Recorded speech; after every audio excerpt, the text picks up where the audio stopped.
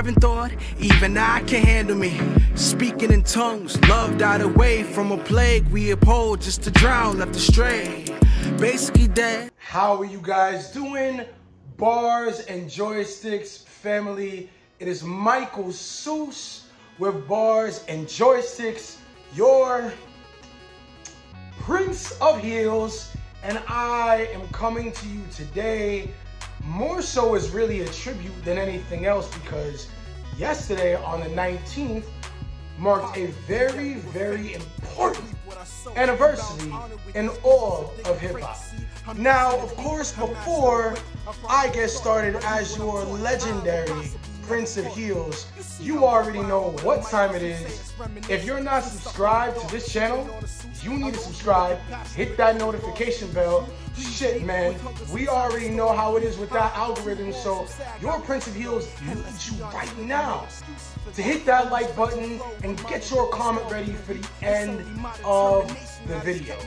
Now, the anniversary of Lupe Fiasco's legendary Food and Liquor, one of the greatest, I'm gonna do it one more time, modern day hip hop albums of all time. And I already know last week I covered Standing in Hip Hop. No, that is not standing from top to bottom. This is one of the best modern day masterpieces in modern day hip hop history. To the point between I Gotcha, Kick Push, Hurt Me So, Daydreaming with Jill Scott, Pressure with Jay-Z, and giving him a run for his money bar for bar. You cannot deny the cultural impact that Food and Liquor and Lupe Fiasco has had on the genre. I know in recent years, Lupe Fiasco has said a lot of controversial things.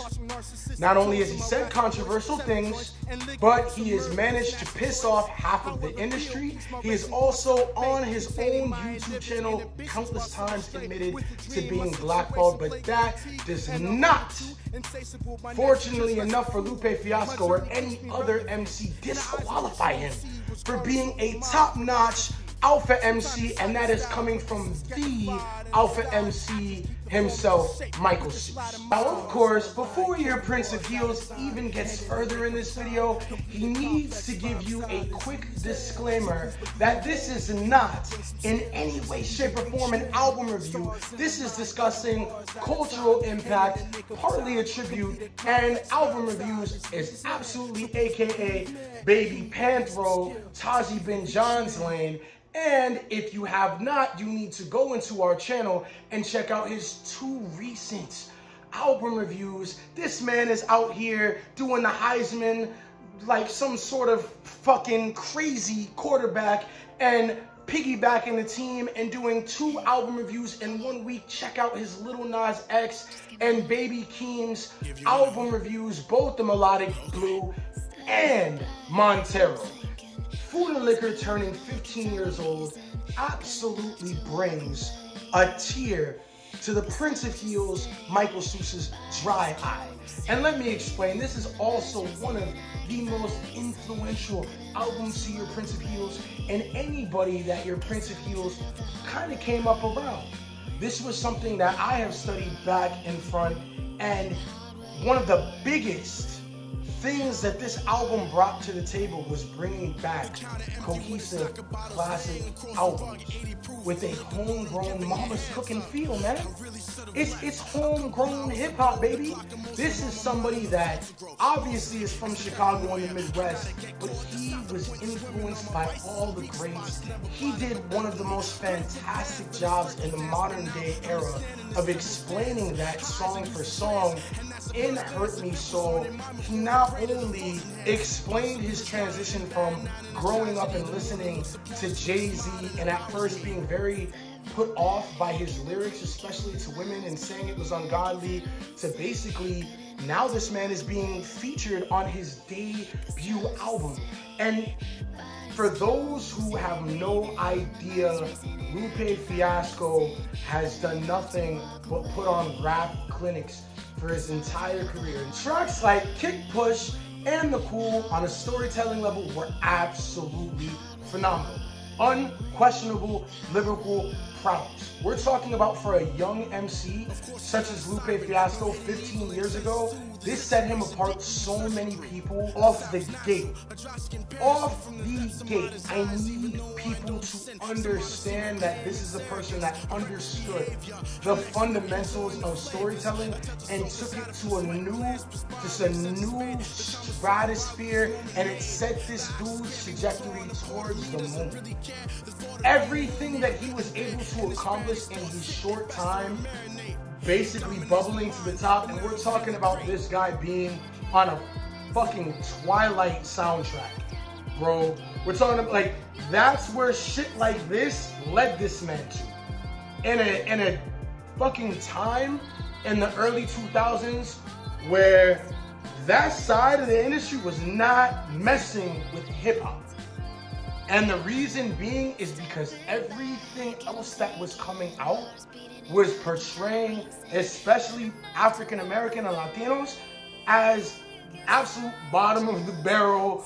Like, yo, you know, our pants sag down to our ass.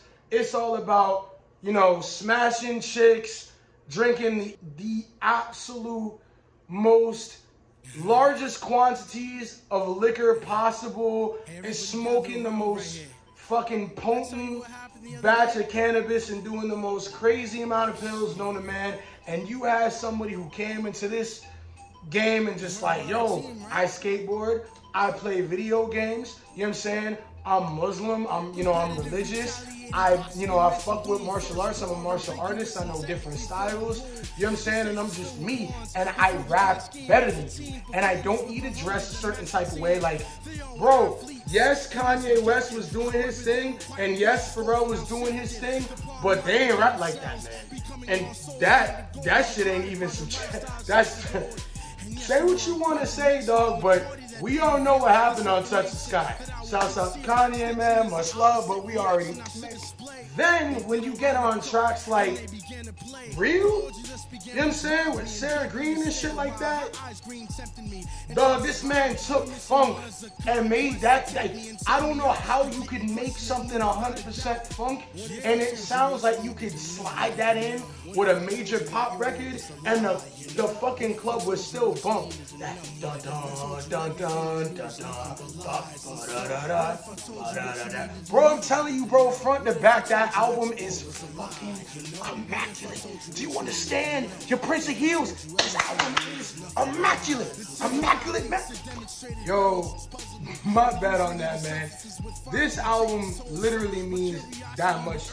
And you see, as I was discussing in that standing video, not to get too much on topic, man, I'm bringing up these points. I could really dissect this shit. But the Prince of Heels is really trying really hard to keep this under 10 minutes. So please, man, with your Prince of Heels, Michael, Seuss, I got you, fucking Stella, that music video also is well crazy. This nigga is rapping on a fucking Gundam. You know what I'm saying? Looks like Big O, really. You know what I'm saying? If y'all ever saw that anime. And I know Lupe be on shit, man. Lupe be knowing his shit, man. So there's no way he don't know about Big O. I see you, OG. But either which way, I got you. This man is sitting there on that, you know what I'm saying, that Neptune's production, just fucking spazzing. And American Terrorist, him getting into, you know, fucking racial inequality and making that shit a banger with Matthew Santos, and these two have a long history. You know what I'm saying? They would later collaborate on Superstar, which would absolutely set the fucking game on fire. And that song made this man a household name. And bro, I don't even need to get on Sunshine. Sunshine is man, this man literally track after track on Food and Liquor 15 years ago, absolutely, again, for lack of a better metaphor, I'm gonna reuse this, set the game on fire. I need everyone to understand that in the last year, we have had a lot of untimely, unfortunate passings. This is not me trying to bring that energy on any man, so fuck that. That's not what I'm about to say. But in this genre, man, I feel it is very important to give the best of the best, as well as the people who really have inspired you, their flowers. There's a lot of people years from now that are gonna look at Lupe Fiasco and they're gonna really start to separate whatever the fuck they didn't or don't agree with what he has said in the past, tracks he's done that have been outside of the genre. People need to really give the flowers to those who deserve it while they're here and they are active. I know he just got into a little lyrical tussle with Royce the 5'9". Lupe Fiasco has always been a top 5 contender, and albums like Food and Liquor 15 years ago are absolute qualifiers. And I'm gonna be honest with you, man, there's no reason why in a modern day sense he shouldn't be held up there with the Nas's and the Jay-Z's, especially for his first 2 classics. Food and Liquor and The Cool are absolute masterpieces.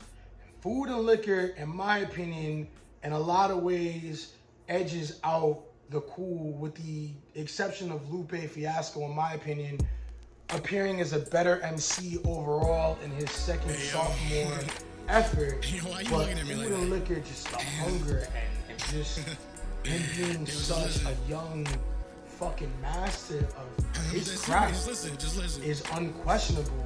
Now, that is it for today. This is Michael Seuss, your Prince of Heels. I know you see it, baby. We have merch absolutely coming soon. If you follow us on Instagram or Facebook, you should have seen the shit that we have coming, and our merch is going to be absolutely bananas out here in these streets. Make sure you message us for when we are dropping. It is going to be very, very soon, and we are going to make a special event out of it. So absolutely, dog, check that shit out. It's Michael Seuss, your Prince of Heels. Make sure you like, comment, and subscribe. I love you all, Bars and Joysticks family. Take it easy. Have a great rest of your week. Much love and success. Shouts out to Lupe Fiasco. Shouts out to Food and Liquor 15 years later.